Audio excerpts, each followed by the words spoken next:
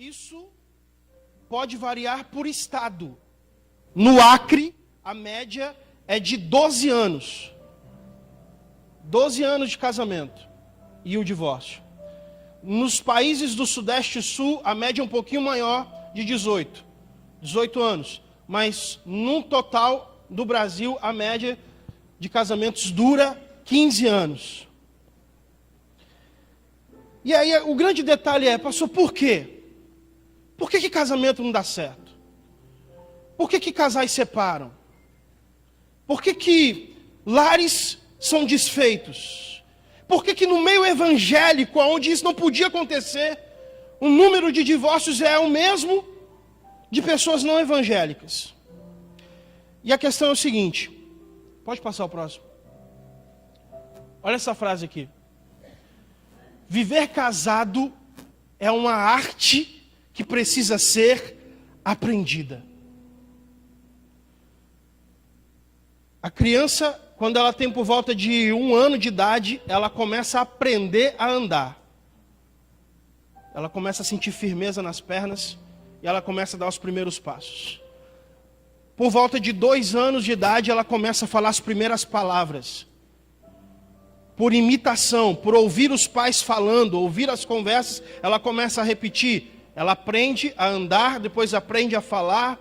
Passa alguns anos, ela vai ser alfabetizada, ela vai aprender a ler e escrever. Depois, ela faz lá os seus 6, 7, 8 anos, ela quer aprender a andar de bicicleta. Tudo isso é aprendizado, tudo isso a gente tem que aprender, a gente não nasce sabendo. Quando você foi aprender a dirigir, não sei se você lembra, como era a dificuldade quando você foi começar a dirigir as primeiras vezes. Tudo a gente aprende, só que a gente não quer aprender a viver casado. Porque viver casado também necessita um aprendizado. A gente pensa, o solteiro pensa que sabe o que é ser casado. O jovem, quando está namorando, pensa que sabe o que é ser casado. Mas você só vai saber o que é ser casado depois que você casar. É a mesma coisa. Você só vai saber o que é nadar depois que você entrar dentro da água. Aí ou você aprende a nadar ou você morre. Afogado. Casamento requer humildade para eu falar assim, ó, eu preciso aprender. E sabe o que acontece? Quando a pessoa ela não tem humildade para aprender a ser casado, o casamento termina em divórcio. E aí ela pensa o seguinte, aí eu vou separar, eu vou casar com outra pessoa, e aí a outra pessoa vai ser melhor. Lé do engano. Porque as histórias se repetem. Por quê? Porque ela não aprendeu o que é ser casada. E eu quero falar rapidamente, nesses poucos minutos, sobre 4 fundamentos do casamento. 4 fundamentos, 4 lições essenciais que nós precisamos aprender sobre casamento. Baseado em Eclesiastes 4, do 9 ao 12. Pode passar. Primeiro alicerce do casamento é o alicerce material. O texto diz, melhor é serem 2 do que? Porque tem o quê? Melhor paga do seu trabalho. A primeira lição, o primeiro alicerce é que o casamento é uma sociedade. Você precisa guardar isso dentro de você. Você precisa aprender. Escreva aí na capa da sua Bíblia. Guarde isso no seu coração. Casamento é uma sociedade. São 2 pessoas que se tornam sócias. Você assinou um contrato diante de um juiz. Eu estou me tornando sócio dessa pessoa, de uma instituição chamada casamento. Sociedade. E aí, o que é Quais são as características de uma sociedade? Duas pessoas que se tornam sócias num empreendimento chamado família. Quais são as características? Solta para mim. Próximo slide. Ligeiro. Pode passar. Ó. Primeira característica é o seguinte: os dois sócios trabalham juntos pelo crescimento da sociedade. Você tem que pensar no todo. Você não pode pensar em si mesmo. Quando você se casa, você deixa de pensar em si mesmo para pensar no casamento. O casamento é uma sociedade onde os dois trabalham juntos pelo crescimento do casamento, pelo bom andamento da família. Olha o que Paulo fala em 1 Coríntios, capítulo 7, versículo 28 em diante, dizendo assim: olha, o solteiro cuida das coisas do Senhor, em como há de agradar ao Senhor, mas o que é casado cuida das coisas do mundo, em como agradar quem? Como agradar quem? A esposa. Da mesma sorte, ele fala, as solteiras cuidam das coisas do Senhor para serem santas no trato e no viver, mas a que é casada cuida das coisas do mundo para agradar o marido. Agora imagina, tenta imaginar um casamento, um casal, onde o homem vive para agradar a mulher e a mulher vive para agradar o marido. Está entendendo qual é o propósito do casamento? Só que a gente não quer aprender isso, porque a gente é egoísta. A gente só quer ser agradado. A gente só quer ser agradado. A gente quer que as coisas fluam e aconteçam para a gente. Só que o apóstolo Paulo fala que casamento é o contrário. O marido, ele vai se esforçar em como ele vai agradar a mulher. E a mulher vai se esforçar em como ela vai agradar o marido. Está na Bíblia isso aí. Então casamento é uma sociedade onde os dois sócios vão trabalhar juntos pelo crescimento do lar, da família. Deixa eu falar uma coisa para você. Não tem esse negócio de é meu dinheiro e seu dinheiro. Não tem isso. É uma sociedade. É os dois juntos pelo bem da família. É uma sociedade. Aí talvez você fale assim: pastor, mas a Bíblia diz que o homem é o cabeça. Tá. É mais ou menos assim. É como se o homem fosse o sócio de 51% das ações da empresa. É que ele tem uma leve responsabilidade como líder da casa. Mas ele não pode tomar decisão sem falar com a mulher. Mas ele não pode fazer o que ele quer e pensar que está tudo certo. Não, eu sou o homem, eu sou o cabeça. Não. Você é sócio. Outra característica do casamento, da sociedade. Os dois precisam ter funções definidas. Numa sociedade, gente, quando duas pessoas são sócias numa empresa, elas têm funções definidas. O que cada uma vai fazer? O casamento é a mesma coisa.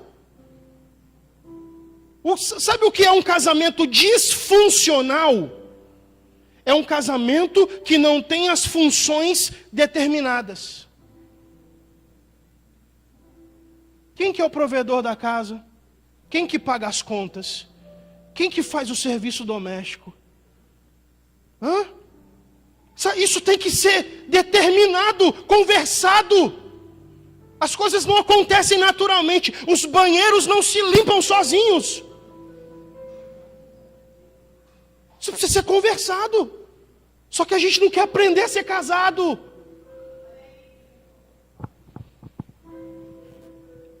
Antigamente, A gente está falando de uma época, de um modelo patriarcal. O homem é aquele que trabalhava fora, é aquele que ia lá, ralava para colocar comida na mesa. A mulher ficava em casa, cuidava da casa, cuidando dos filhos.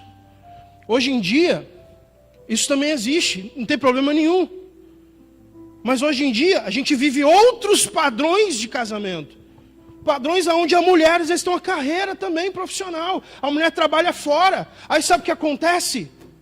Quando as funções não são definidas, a gente encontra casamentos onde a mulher trabalha fora, cuida da casa, cuida dos filhos, tem que lavar roupa. E aí a gente tem casamentos onde tem mulheres esgotadas, cansadas, estressadas.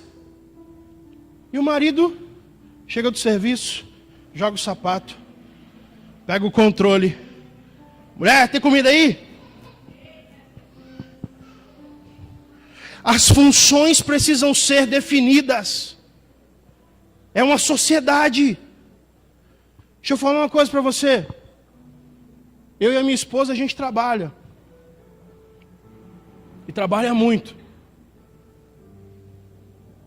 Trabalha muito. Eu não tenho vergonha nenhuma. Para mim não é pejorativo de forma nenhuma dizer que eu ajudo em casa, meu irmão. É louça, é roupa na máquina, roupa no varal, é comida na panela. Por quê? Porque ela trabalha para me ajudar. Você está entendendo? E eu vou dizer uma coisa, marido, você que tem uma esposa do lar, se Paulo vivesse nos dias de hoje, ele ia escrever o seguinte: vós maridos, valorizai a sua esposa dona de casa. Porque no trabalho você bate o cartão, acabou. Você virou as costas para trás, esquece da empresa.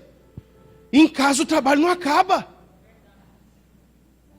Não acaba. Às vezes eu vou lá, lavo a louça, 5 da tarde, chega no dia seguinte, eu passo assim, eu falo, será que eu sonhei que eu lavei a louça?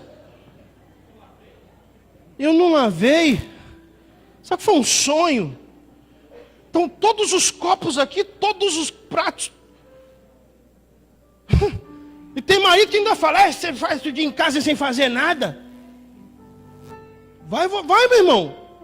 Faz o serviço dela para você ver. As funções precisam ser definidas. Como é que é esse negócio aí? Quem que paga as contas? É o marido que paga as contas e a mulher fica com o dinheiro para ela para gastar no shopping? Como é que é esse negócio aí? É dividido as contas em casa? Ou o marido paga a maior parte e a mulher ajuda? Você precisa definir isso. É uma sociedade onde as funções precisam ser definidas. Aí sabe o que acontece? Ninguém fala nada. Aí está todo mundo frustrado. Aí a mulher está esgotada, e o marido chega à noite e fala, bem para longe.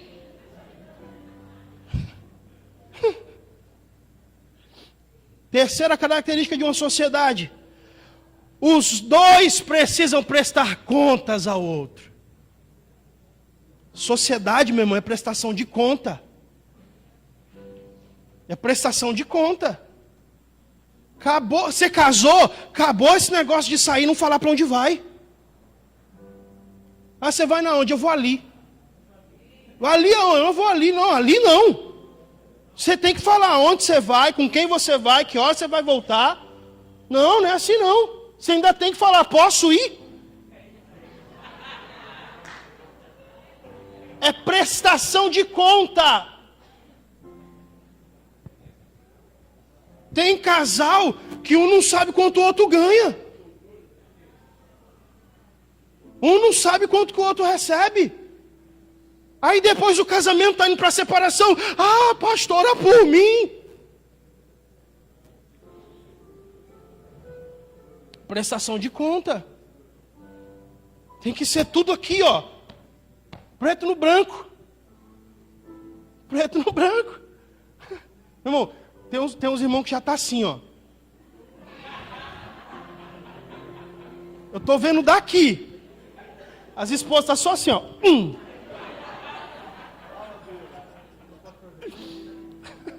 Depois vira.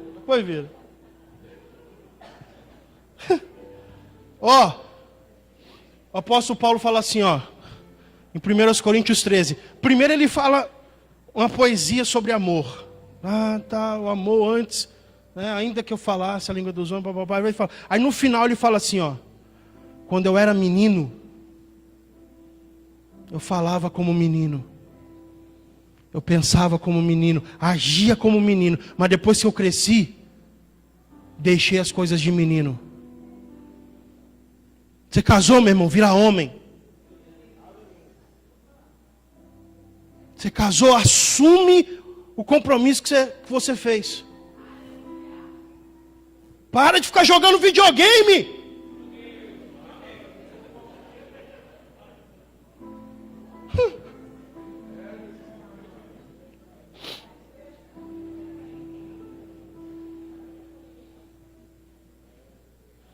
Segundo alicerce do casamento, eu vou passar, vamos para frente.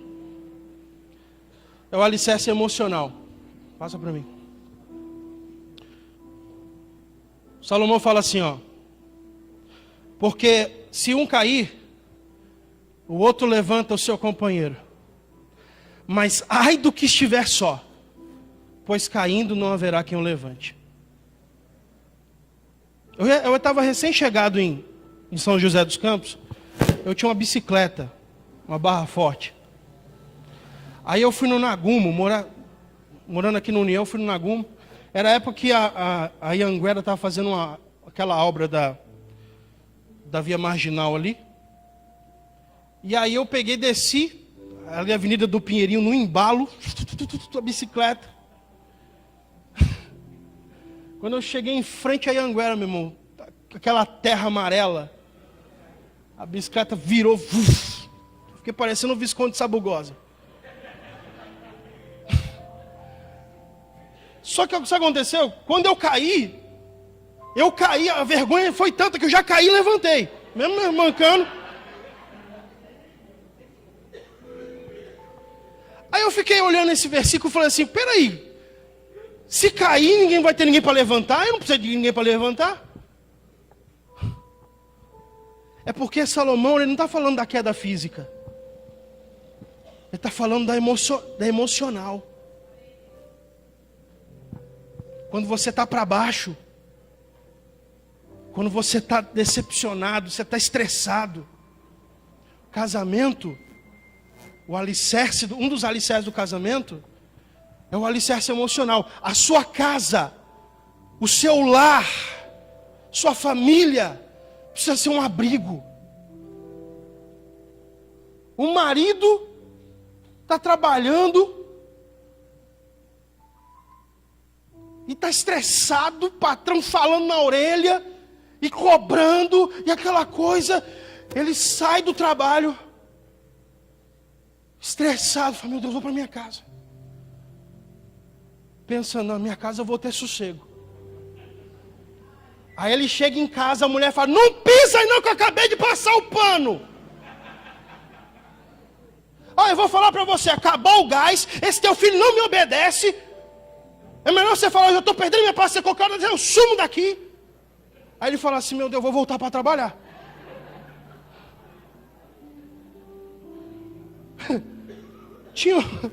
O pastor estava dirigindo. E a mulher sentada do lado. E o pastor dirigindo. E a mulher falando assim, cuidado com esse carro. Presta atenção, o ônibus passando aí. A lombada. Você passou no sinal amarelo, você vai tomar uma multa. Rapaz, cuidado. Dirige esse negócio bem. Não sei o quê. E presta atenção, vamos passando a bicicleta aí. E o pastor está do lado assim. E ela está do lado. Você virou, nem deu seta. Aí nisso, ele passou perto de uma blitz. Aí o policial fez assim, Ela falou, tá vendo? Bem feito, vai tomar uma multa agora. Não dirige direito? Ele foi, encostou o carro, o policial veio. Falou, boa noite, documento do carro, habilitação. Seu guarda, multe esse irresponsável, seu guarda. Esse homem não sabe dirigir, eu estou aqui falando para ele não presta atenção nas coisas, não dá certo na hora que vai virar, não presta atenção nos ônibus, aqui nas lombadas, passa nos buracos. Aí o policial olhou assim e falou assim para ele, é sua mulher? Ele veio assim, ó. Aí o policial falou assim, meu amigo, pegue seu documento, pode ir embora, que com a esposa dessa do lado você não precisa nem de multa. Vai embora.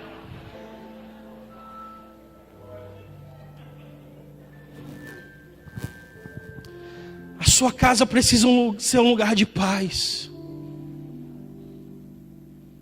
Meu irmão, está estressado no serviço? Na hora que você pisou o pé em casa, respira e fala assim, ó, fica tudo para trás. Agora eu vou passar um momento com a minha família.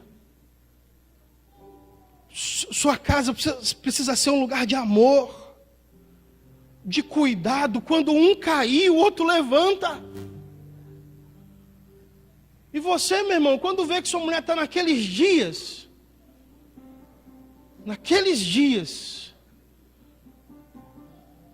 TPM, tem permissão para matar.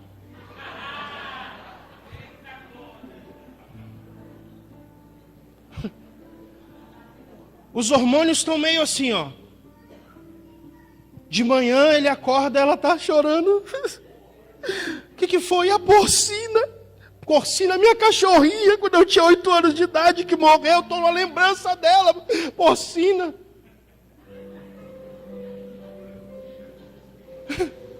Aí chega a tarde, ela está sorridente. Amor, fiz um bolo, vamos tomar café. Chega a noite, ele entra na cozinha, ela está com a faca assim, cortando a cebola.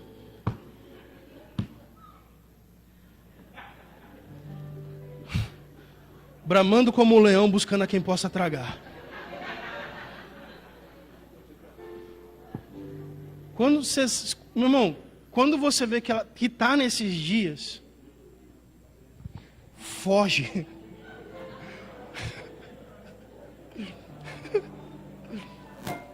Foge. Dá um chocolatinho e não fala muita coisa não. Fugir da aparência do mal, isso mesmo. Os pastores aqui sabem. Seu lar precisa ser um lugar de motivação. Seu lar precisa ser um lugar de apoio. Meu irmão, se você não encontrar apoio na sua família, na sua casa, onde você vai achar? Apoio, refúgio. Sabe o que acontece? Tem muita gente que, com os outros da rua, é sorriso. Ah, querido, paz do Senhor. Tudo bem, amada. Mas dentro de casa, é só com rispidez, só com ignorância. Todo dia troca a ferradura. É coisa para todo lado, mas com os de fora. Ah, amado, glória a Deus.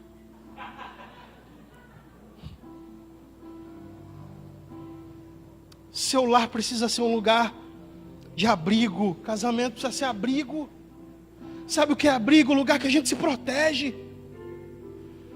Sabe o que é abrigo? Lugar que a gente encontra descanso, refúgio da tempestade, alicerce emocional. Agora eu vou... Passou meu tempo, já estourou. Olha só. De tudo que eu estou falando aqui, o que eu vou falar aqui agora, eu queria que você gravasse. Que você guardasse. Redobre a sua atenção.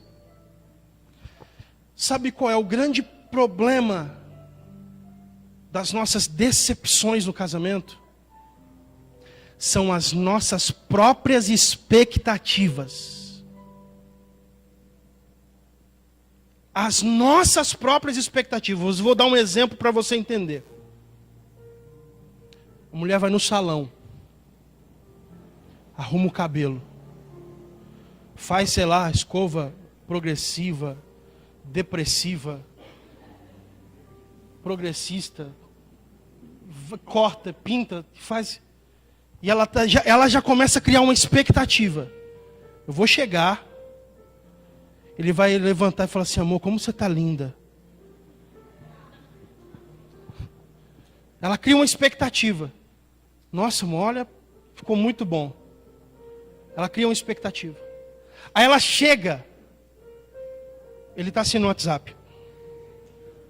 Ela fala assim: amor, cheguei. Tá bom.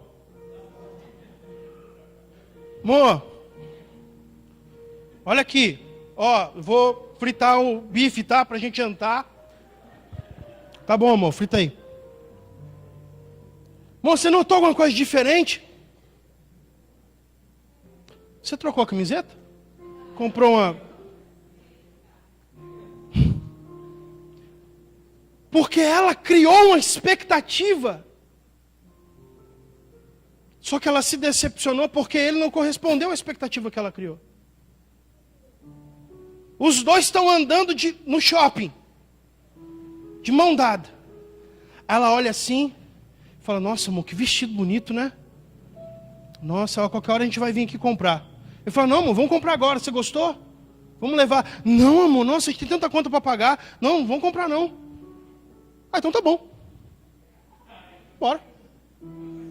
Ela entra no carro. A tromba está batendo no para-brisa. Aí ele começa a pensar: meu Deus, o que eu fiz? O que eu fiz? Será que eu orei para alguém e não percebi? E ele já está: Senhor, me guarda, o teu sangue tem misericórdia de mim. Porque ela criou uma expectativa. Só que entenda, as pessoas não têm bola de cristal. As pessoas não sabem ler pensamento. A expectativa é sua, não é da pessoa. O marido lava o banheiro, passa lá o desinfetante, faz um negócio. Ele para e fala: meu Deus do céu. Aí ele pensa: não, ela vai chegar, ela vai pelo menos falar obrigado. Ela chega: você estendeu a roupa? Sei o quê? Aí ele fala: então, pega lá no banheiro, tem Ela vai, entra, sai. E ele fala assim: nossa, ela nem falou nada. Ela viu que eu limpei. Ela viu que eu fiz alguma coisa e nem reconheceu. Mas entenda, as expectativas são suas. As pessoas são indivíduos. Elas não têm a obrigação de corresponder às suas expectativas. Então, todas as vezes que você criar uma expectativa em algo, no seu cônjuge, no relacionamento, e essa expectativa não for correspondida, tenha maturidade para fazer um exercício interno e falar: não, a expectativa é minha. E sabe o que vai acontecer? Você vai se tornar uma pessoa madura. Madura. O marido vai, manda mensagem de manhã para a mulher: meu, eu te amo, tenha um bom dia, não sei o que. Ela fala: o que está acontecendo? E ele vai o dia inteiro, tal, manda uma mensagenzinha, um coraçãozinho, um emoticon com um beijinho, não sei o que. Chega à noite, ele está daquele jeito, criou uma expectativa. Aí chega lá, cansada. Estou com dor de cabeça, os pés, o joelho. Aí ele se frustra porque ele criou uma expectativa. Mas a expectativa é dele. Se você conseguir sair desse culto hoje aqui, com isso no seu coração, para mim, já valeu. Para mim, se alguém te perguntasse, me fale alguma coisa da mensagem, você falar isso, o problema das minhas decepções no meu casamento são as minhas expectativas. Eu me sinto realizado. Mas vamos concluir. Terceiro alicerce do casamento, sexual. Aqui eu vou dar só um por cima. É culto público, né? Tem um monte de jovem aqui, mas só uma pincelada por cima. Olha o que ele fala, o Salomão: também se dois dormirem juntos, os dois se aquentarão. mas um só como se aquentará? Você já dormiu sozinho? Numa noite de frio? Você usou cobertor? Por que ele está falando que se você dormir sozinho, você não vai se esquentar? Ele não está falando de frio. Ele está falando da questão sexual. Da questão sexual. Casamento é uma fogueira, meu irmão. Tem que ser uma fogueira. Sabe o que acontece? Está namorando, meu irmão, é um fogo.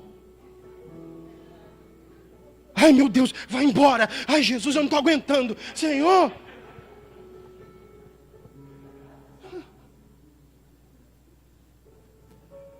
Depois que casa, vou falar igual o pastor Cláudio Duarte. Sexo, sexo, sexo.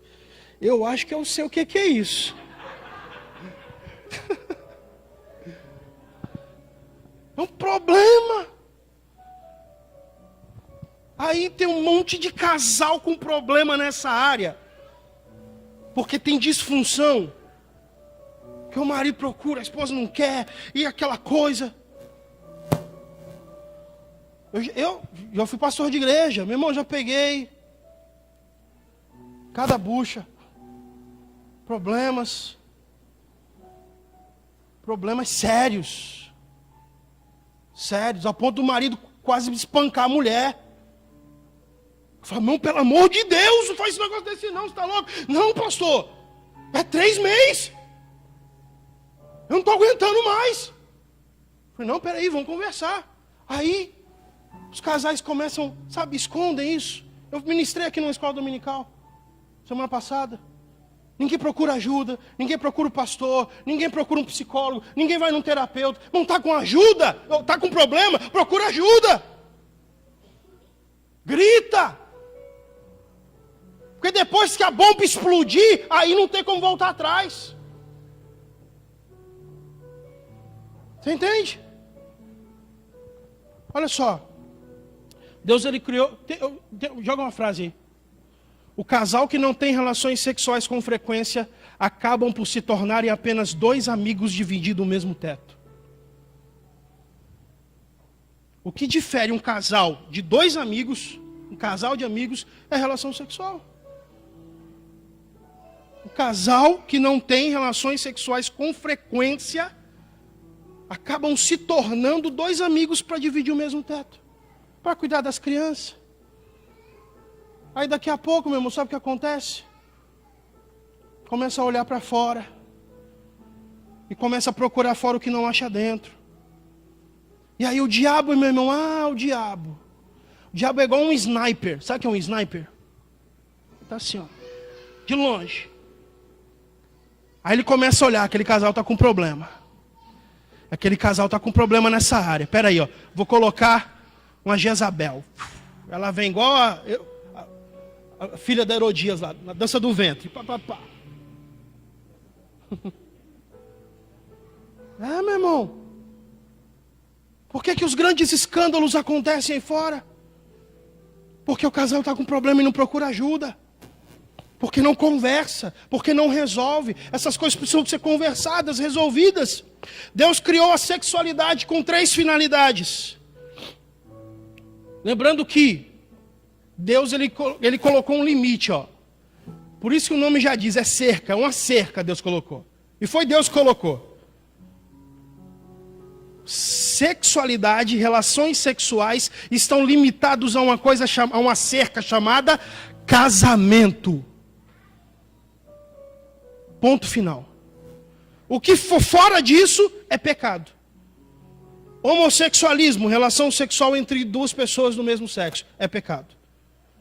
Fornicação, relação sexual entre pessoas não casadas, é pecado.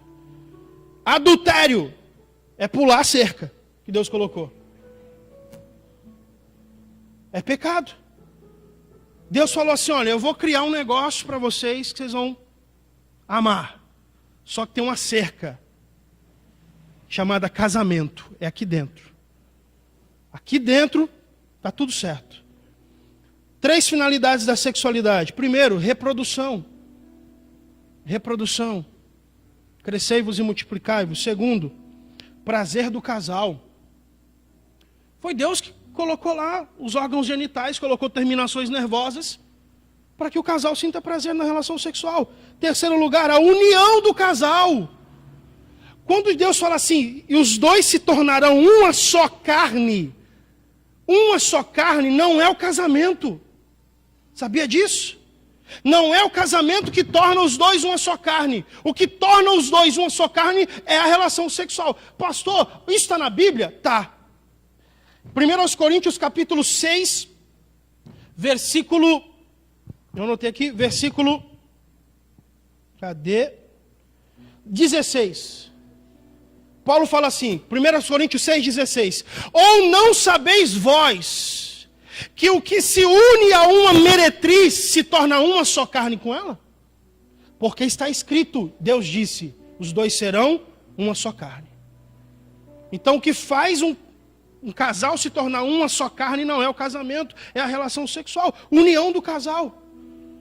Dados científicos mostram que um orgasmo dura em média de 10 segundos. 10 segundos. Mas são 10 segundos que podem fazer a diferença num dia inteiro. São 10 segundos que podem fazer a diferença para um casal numa semana inteira, num mês inteiro. Foi Deus que criou a sexualidade. Eu vou encerrar essa parte, Provérbios capítulo 5, versículos 18 e 19, diz assim: seja bendito o teu manancial. Eu não consigo mais ler. Alegre com a mulher da sua mocidade, como corça amorosa e gazela graciosa, sacie-te os seus seios em todo o tempo e ser atraído pelo seu amor perpetuamente. Irmão, desfrutem da sexualidade. Último alicerce do casamento. Vamos lá. O primeiro é alicerce material. Casamento é uma sociedade. Segundo, alicerce emocional. Casamento é um abrigo. Terceiro, alicerce sexual. Casamento é uma fogueira. Quarto e último lugar, alicerce espiritual. E se alguém quiser prevalecer contra um, os dois lhe resistirão. E o cordão de 3 dobras não se quebra tão depressa. Casamento é um ministério. Alicerce espiritual. Deixa eu falar uma coisa para você. Você precisa assumir a liderança espiritual da sua casa.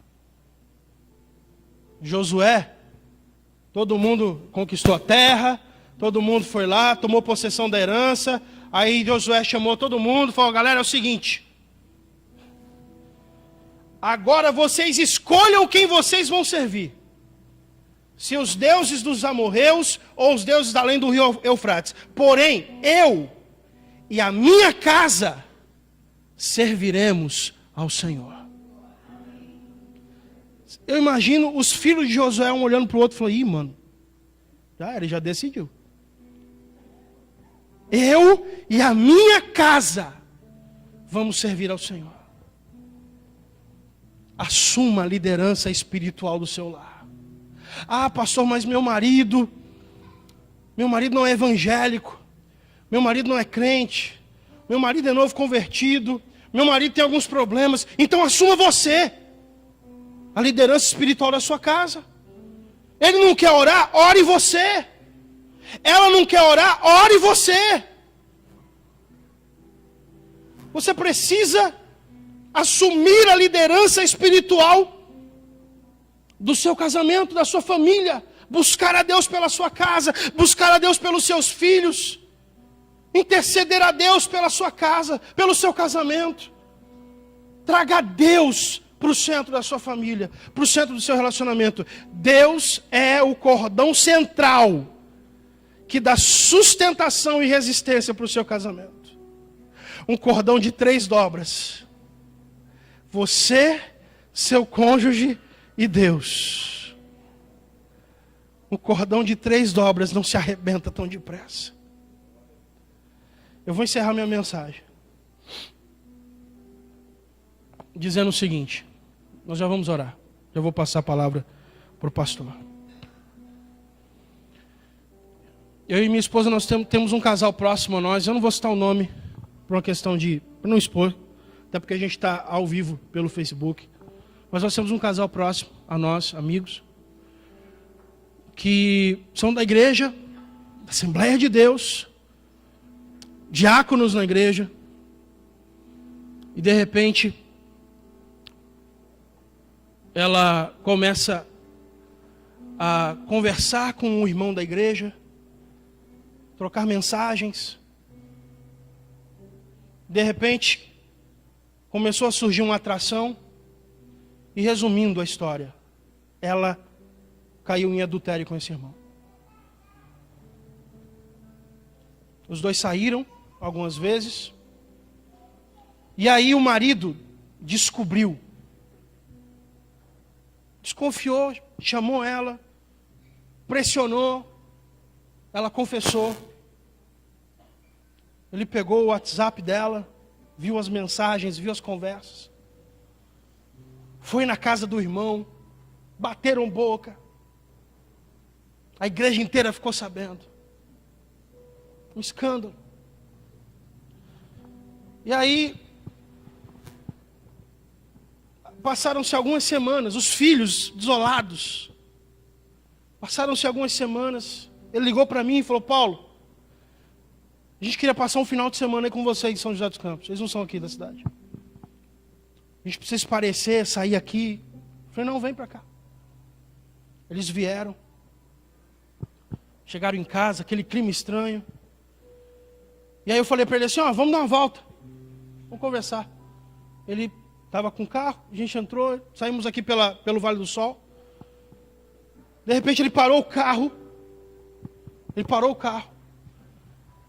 E falou: Paulo, eu preciso conversar com alguém, preciso desabafar. E aí ele começou a conversar comigo. Ele falou para mim assim: Paulo, essa situação que aconteceu, eu fiquei uns 2 dias desnorteado, pensei até em tirar minha vida. As pessoas sabendo, as pessoas apontando, eu não sabia muito o que fazer. Fui procurar o meu pastor, e o pastor falou para mim, o meu pastor, ele falou para mim assim: você é um rapaz novo, bonito, você tem todo o direito de construir uma vida nova. A Bíblia te dá esse direito. Separa. E ora a Deus, Deus vai preparar uma outra pessoa para você. Alguns irmãos mais chegados dele conversaram com ele, falaram a mesma coisa. Pai, segue a sua vida. Aí ele falou para mim assim: Paulo, sabe o que é? Você deitar na mesma cama da sua mulher sabendo que um homem esteve com ela? Sabe o que é? Ele falou assim: é uma ferida. Eu olhava para ela, mas ao mesmo tempo, Deus falava para mim assim: você precisa amar ela como eu amei você. Como eu amei a igreja, como eu amei os pecadores. E ele falou assim para mim: Paulo, eu decidi lutar pelo meu casamento. Eu decidi lutar pela minha família. Sabe por quê?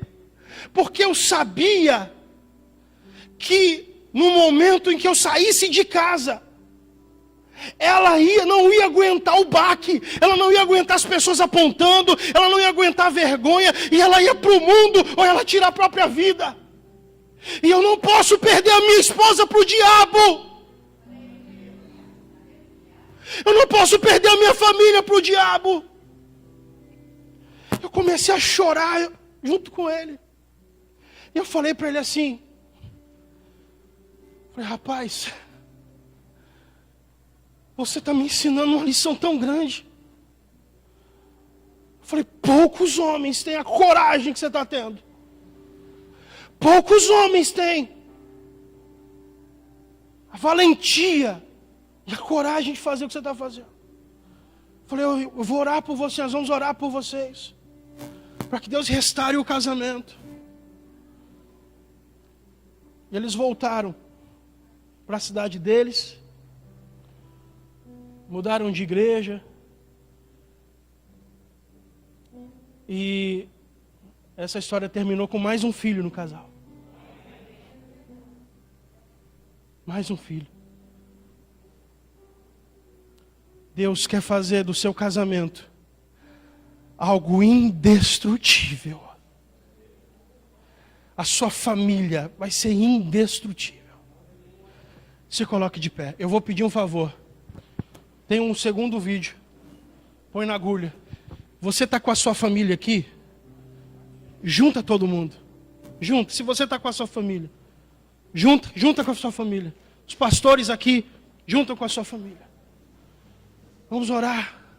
O diabo não tem poder sobre as famílias dessa igreja. O diabo não vai destruir as famílias dessa igreja. Junte com a sua família. Pode soltar. Já solta no embalo. Tá. Eu já chamo o senhor. Junta a sua família, junta aí, faz um círculo. Fica de frente, faça as cadeiras aí, faça os bancos, faz um círculo aí. Você e sua família. Junte um de frente pro outro aí, todo mundo assim, ó.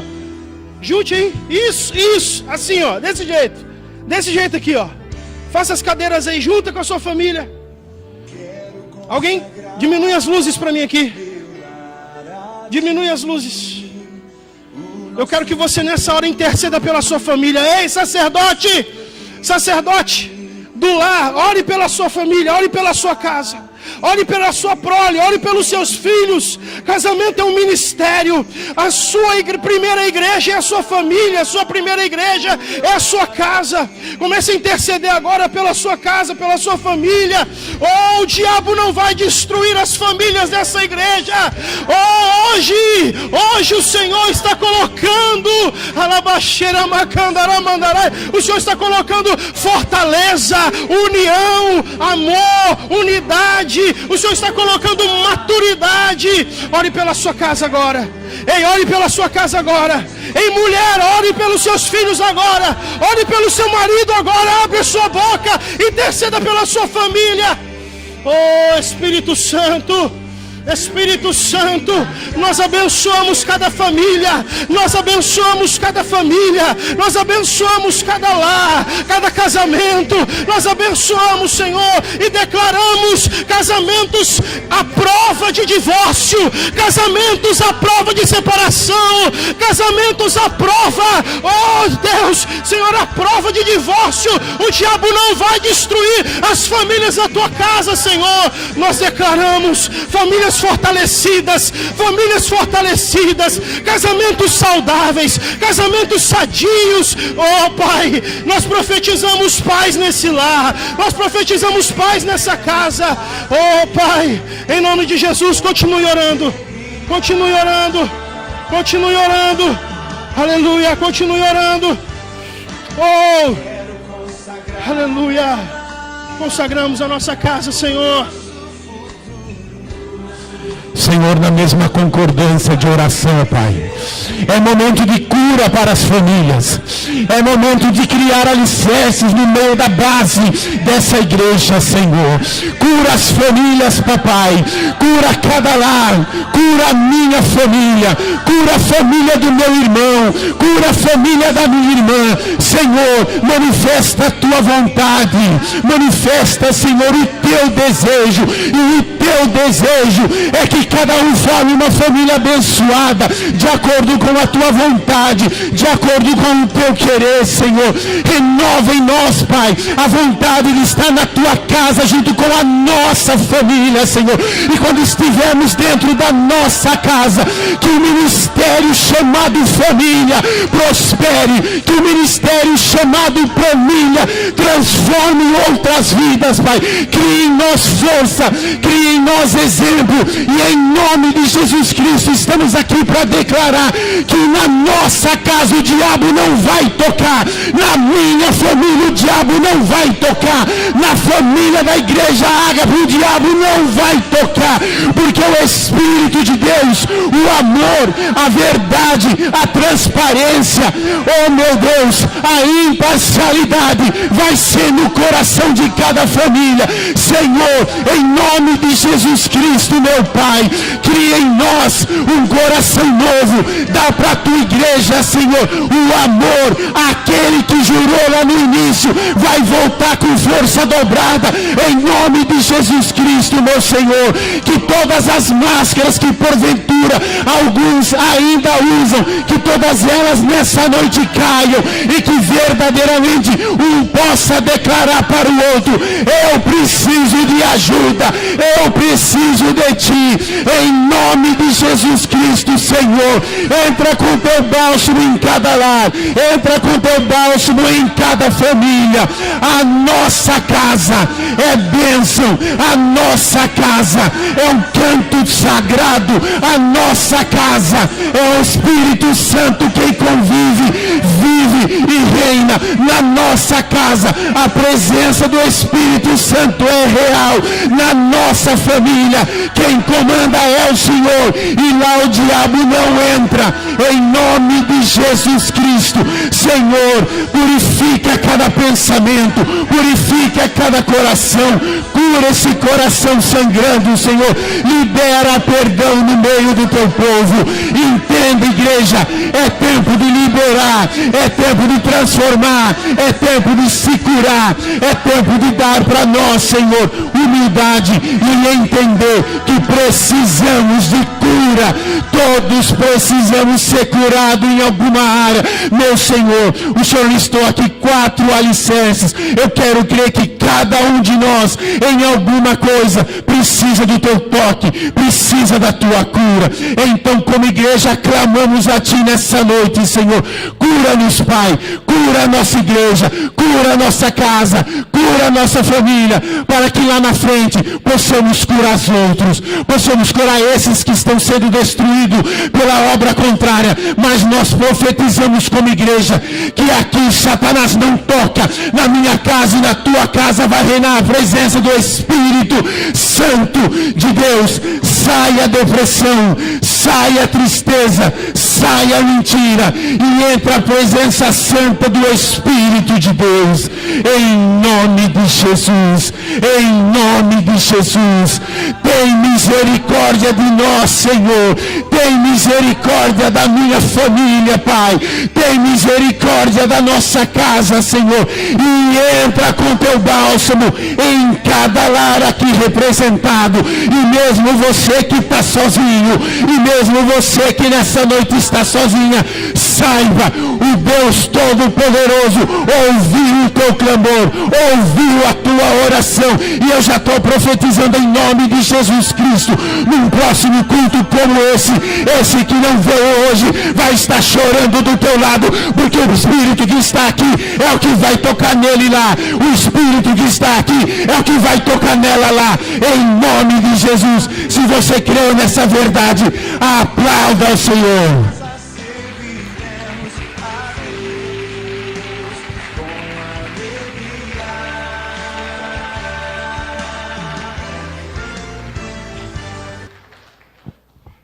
Glória a Deus, glória a Deus, glória a Deus. Louvado seja o nome de Jesus nosso Senhor.